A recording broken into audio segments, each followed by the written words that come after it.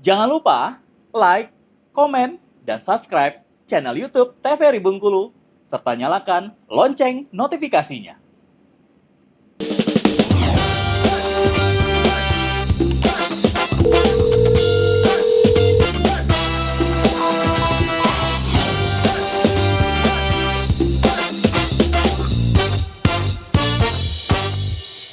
Terima kasih pemirsa, Anda masih bersama kami di Dokter Kito Besamo Kita Sehat. Langsung saja kita lanjutkan perbincangan kita terkait dengan kolesterol ya dok. Siapa Dokter Wenti dulu nih. Tadi belum selesai untuk perbincangan kita terkait dengan makanan apa aja sih yang bisa kita konsumsi untuk mengurangi kadar kolesterol. Dengan cara sederhana aja dokter, boleh langsung dijelaskan? Oke. Jadi kalau untuk makanan ya, yang pertama buah beri nih, karena dia mengandung antioksidan, kemudian seratnya juga bagus ya untuk tubuh kita. Selain ada antioksidan, ada antiinflamasi, ada serat. Kemudian gandum, biasanya memang kacang-kacangan, buah, kacang-kacangan, kemudian ikan. Nah itu penting nih untuk menurunkan kadar kolesterol. Apalagi ikan nih, ikan kan proteinnya tinggi, omeganya juga tinggi. Dia dapat menurunkan kadar kolesterol jahat menjadi lebih rendah. Jadi yang LDL tadi bisa diturunkan oleh si ikan tadi ya. Kemudian beras merah. Pokoknya kacang-kacangan yang tingginya yang banyak seratnya itu bagus sekali untuk menurunkan kadar kolesterol. Makanya kalau mau masak daging itu usahakan dengan tadi ya, dengan bumbu-bumbu yang banyak kacang-kacangannya tadi, dengan sayur-sayurnya tadi, dan kalau bisa jangan terlalu banyak dengan minyak ya atau dengan santan. Oke, kalau misalnya ini dok, untuk kolesterol sendiri itu sebenarnya bisa sembuh secara total atau hanya bisa dikontrol aja untuk seumur hidup dok? Kayak misalnya kalau darah tinggi ya dok, kita harus minum obat seumur hidup untuk mengontrol darahnya. Oke, jadi kalau untuk kadar kolesterol itu nggak seumur hidup ya, beda prinsipnya ya. Jadi kalau kadar kolesterol itu kan tergantung dari makanan yang kita makan ya.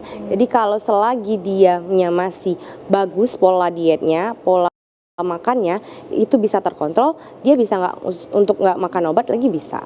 Berarti nggak seumur hidup kayak Benar, ya, dok? enggak, ya. Kalau pengobatannya sendiri itu gimana dokter? Jadi kalau untuk terapinya, kalau kolesterol tinggi itu ada obatnya tersendiri ya, dan obatnya itu ada 2 dosisnya yang biasa kita pakai ya. Yang paling sering di puskesmas tuh yang ada tin-tin-tinnya biasanya itu ya. Itu ada 2 dosisnya. Jadi untuk pemirsa Dokter Kito jangan beli obat sembarangan karena tadi beda obatnya, beda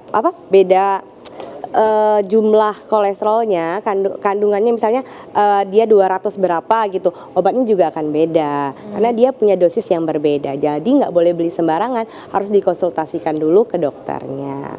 Kemudian selain dari obat, biasanya tadi kita harus rubah pola makannya, pola hidupnya. Yang pertama, kalau merokok harus dihentikan merokoknya.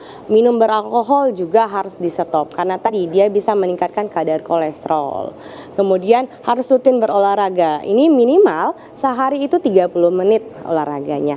Gak usah yang berat-berat, harus yang tren-tren sekarang ya, pedal lah, tenis lah. Cukup jogging aja nggak apa-apa. 30 menit jogging nggak apa-apa. Yang pasti olahraganya harus rutin.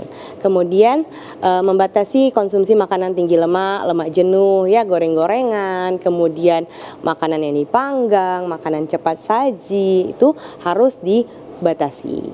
Kemudian pengelolaan stres ini juga berpengaruh ya, karena tadi hormonal juga mempengaruhi bagaimana metabolisme tubuh kita. Nah, pengelolaan stres meliputi tadi tidur ya, istirahat. Kalau untuk orang dewasa 6-8 jam itu waktu yang ideal untuk tidur. Jadi jangan dipaksain ya. Kenapa? Mungkin waktu umur 20-30 masih kuat buat begadang. Nanti ketika umur 40-an tubuhnya akan memanen hasil yang dihasilkan selama muda tadi. Yang ugal-ugalan, yang nggak mau tidur, yang begadang. Nanti panennya umur 40 tahun, yang sakit encok mulai, yang sakit kolesterol mulai. Dokter ini aku nakutin nih katanya gitu. Nggak, itu beneran ya. Jadi boleh dibuktikan kalau nggak percaya nantinya ya. Jadi bagaimana pola hidup itu harus dimulai sedini mungkin, jangan tunggu sakit dulu ya. Kemudian meningkatkan asupan buah-buahan dan sayuran serta mengurangi makanan tinggi kandungan garam ya. Jadi kalau garam itu 1 sendok teh per hari ya, itu maksimal.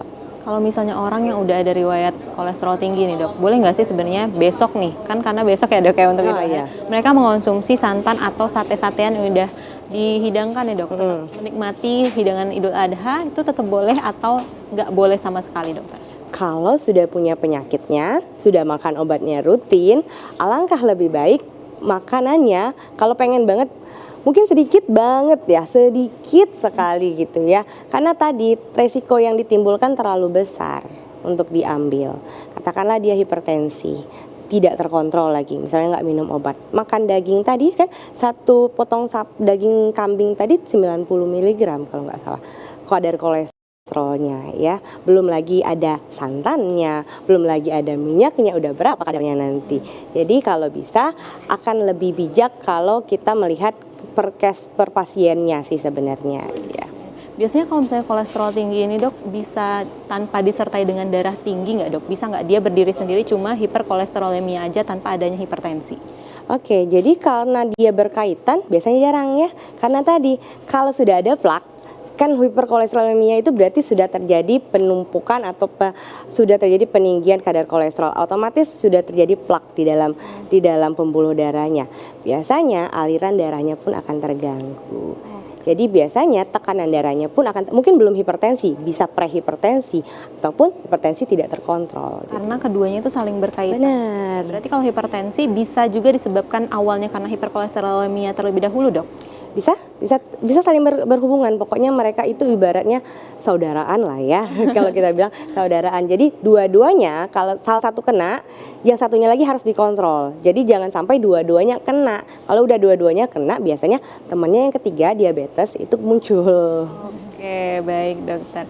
Nah, mungkin sih Pak ke dokter Putri dulu nih dokter dengan kolesterol nih. Kalau misalnya gejala awal yang harus diwaspadai oleh pemirsa dokter kita di rumah ini apa aja dokter? Oke, yang menarik tadi Siva sebut di awal ada silent killer ya. Iya. Jadi sebenarnya kadang ada juga orang-orang yang tidak bergejala. Sebenarnya kita itu sudah harus datang ke dokter atau datang ke vaskes itu bukan ketika gejalanya itu ada. Ketika kita sudah tahu, sudah aware, oh diri kita ini sering banget nih konsumsi junk food. Oh diri kita ini aktivitas fisiknya kurang. Itu sudah boleh banget walaupun tidak ada gejala. Tapi kalau kita ngomongin gejala, kayak yang sudah disebutkan ya, lehernya sakit, tengkuknya tuh kayak berat. Nah itu sudah boleh banget juga tuh untuk cek, walaupun mungkin selama ini tuh merasa konsumsi lemak atau konsumsi kolesterolnya tidak terlalu tinggi.